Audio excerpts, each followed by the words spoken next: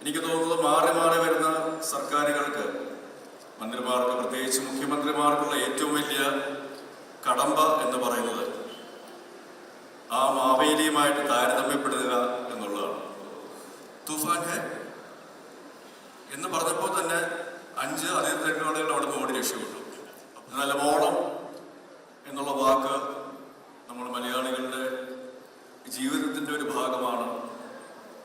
കാലങ്ങൾക്ക് അതീതമായി, വേഷങ്ങൾക്ക് അതീതമായി, രൂപങ്ങൾക്കും ഭാവങ്ങൾക്കും അതീതമായി മലയാളികൾ ലോകമെമ്പാടും ആഘോഷിക്കുന്ന ഒരു ഉത്സവമാണ്.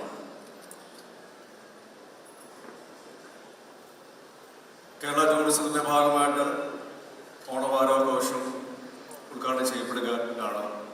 ഇവിടെ മാത്രമല്ല, കേരളത്തിലുടനീളം ഇതുപോലുള്ള പല വേദികളും അതിനേക്കാൾ വലിയ സദസ്സുകളും കൂട്ടായ്മകളും ആഘോഷങ്ങളും നടക്കുമ്പോൾ അതിനുമപ്പുറം വേറൊരു കാര്യം സൂചിപ്പിക്കാനാണ് ഞാൻ ആഗ്രഹിക്കുന്നത്. ഓണമെന്ന് പറയുമ്പോൾ സമ്പത്ത്, സമൃദ്ധി, ഐശ്വര്യം, സമാധാനം എന്നതിനപ്പുറം നമ്മൾ ഓർക്കുക മഹാബലി എന്നുള്ളൊരു പേരാണ്. അദ്ദേഹം ഭരിച്ചിരുന്ന സമയത്ത് സമത്വമുണ്ടായിരുന്നു. എല്ലാവരും ഒരുപോലെ, ഒരു വ്യത്യാസവുമില്ലാതെ എല്ലാവരും ഒരുപോലെ കാണുന്നൊരു ഭരണാധികാരി. എനിക്ക് തോന്നുന്നത് മാറി മാറി വരുന്ന സർക്കാരുകൾക്ക്, മന്ത്രിമാർക്ക്, പ്രത്യേകിച്ച് മുഖ്യമന്ത്രിമാർക്കുള്ള ഏറ്റവും വലിയ കടമ്പ എന്ന് പറയുന്നത് ആ മാവേലിയുമായിട്ട് താരതമ്യപ്പെടുക എന്നുള്ളതാണ്.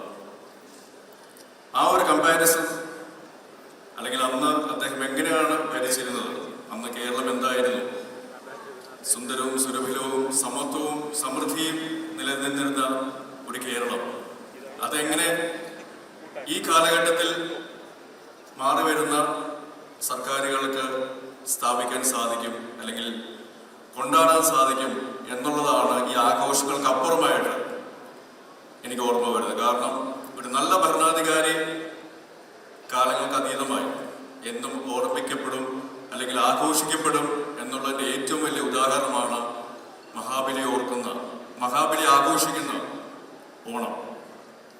അപ്പം അതുകൊണ്ട് തന്നെ മലയാളികൾ ആഘോഷിച്ചിരുന്ന ഓണത്തിൻ്റെ എല്ലാ സമൃദ്ധിയും ഐശ്വര്യവും സമാധാനവും ഈ മാറി വരുന്ന ഭരണ സംവിധാനത്തിലൂടെ നമ്മളെ ഭരിക്കുന്ന ഭരണാധികാരികൾക്ക് കൊണ്ടുവരാനായിട്ടുള്ളൊരു അനുഗ്രഹം ഉണ്ടാവട്ടെ എന്ന് ആത്മാർത്ഥമായിട്ട് ആഗ്രഹിക്കുന്നു, പ്രാർത്ഥിക്കുന്നു. നേരത്തെ മുഖ്യമന്ത്രി സൂചിപ്പിച്ച പോലെ കേരളം ടൂറിസം ഭൂപടത്തിൽ ഏറ്റവും മുൻനിരയിൽ നിൽക്കുന്ന ഒരു പ്രദേശമാണ്. ഞാൻ വരുന്നത് ആലപ്പുഴയിൽ നിന്നാണ്. എൻ്റെ ജന്മനാട് ആലപ്പുഴയാണ്. കിഴക്കിൻ്റെ വെനീസ് എന്നാണ് ആലപ്പുഴ അറിയപ്പെടുന്നത്. പക്ഷേ ഞാൻ വെനീസിൽ പോയിട്ടുണ്ട്. അവിടെ കണ്ട കാഴ്ചകൾ വെച്ച് നോക്കുകയാണെങ്കിൽ വെനീസിനെ പടിഞ്ഞാറിൻ്റെ ആലപ്പുഴ എന്ന് പറയേണ്ട ഒരു അവസ്ഥയിലേക്ക് കേരളം വന്നിട്ടുണ്ട് എന്ന് പറയുമ്പോൾ അത് ഒരു മലയാളി എന്നുള്ള രീതിയിൽ നമുക്ക് എന്നും അഭിമാനിക്കാവുന്ന ഒരു കാര്യമാണ്. ടൂറിസം എവിടെയുണ്ടോ അവിടെ ലഹരിയുടെ ഒരു ആധിക്യം ഉണ്ടാവാനുള്ള സാധ്യത വളരെ കൂടുതലാണ്.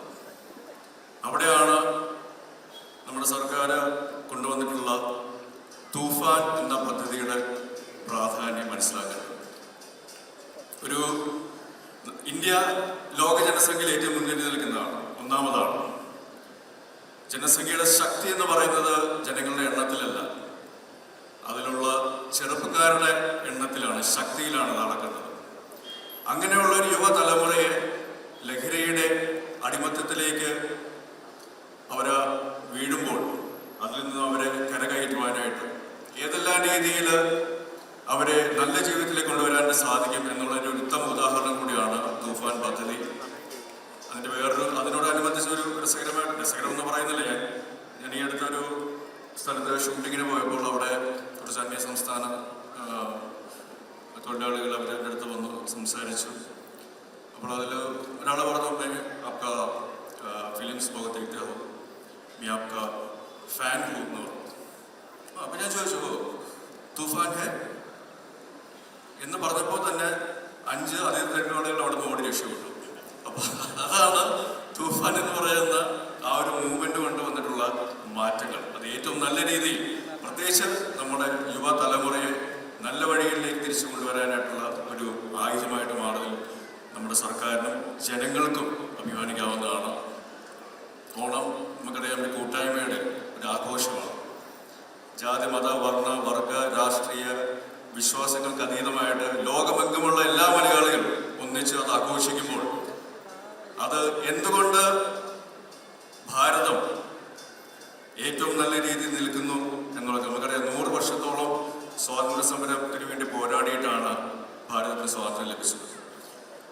ഏകദേശം 1800 കാലഘട്ടങ്ങൾ മുതൽ 1947 നമുക്ക് സ്വാതന്ത്ര്യം കിട്ടുന്നവരെ 100 വർഷത്തോളം നമ്മൾ സ്വാതന്ത്ര്യത്തിന് വേണ്ടി പോരാടി. 40 കോടിയിലധികം ജനങ്ങളുണ്ടായിരുന്ന നമ്മുടെ രാജ്യത്തെ ഒരു 1 ലക്ഷത്തിൽ താഴെയുള്ള ബ്രിട്ടീഷുകാരാണ് അടക്കി ഭരിച്ചിരുന്നത്. 200 വർഷത്തോളം അവർ നമ്മളെ അടക്കി ഭരിച്ചു. അതിനുള്ള കാരണം എന്തായിരുന്നു? നമ്മളെല്ലാവരും വിഘടിച്ച് നിൽക്കുകയായിരുന്നു. ഒരു പൊതുവായ ശത്രു വന്നപ്പോഴാണ് ആ വിഘടനത്തിൽ നിന്ന് മാറി നമ്മൾ ഒന്നിച്ചു ചേർന്ന് അവർക്കെതിരെ പോരാടുകയും സ്വാതന്ത്ര്യം നേടുകയും ചെയ്തത്. അതിന് ഏറ്റവും വലിയ കാര്യമെന്ന് പറയുന്നത് നാനാത്വത്തിലെ ഏകത്വം എന്നുള്ളതാണ്. അത് ഒരു പൊതുശത്രുവിനെതിരെ വേണ്ടിയിട്ടായിരുന്നു. കേരളത്തിൻ്റെ ഒരു പ്രത്യേകത നോക്കുകയാണെങ്കിൽ ഈ ഒരു നാനാത്വത്തിലെ ഏകത്വം നമ്മൾ ഓണാഘോഷ പരിപാടികളിൽ ഓണത്തിൻ്റെ കാലഘട്ടങ്ങളിൽ നമുക്ക് വളരെ വ്യക്തതയോടെ വളരെ ഉയർത്തി കാണിക്കാനുള്ള ഒരു കാര്യമാണ്.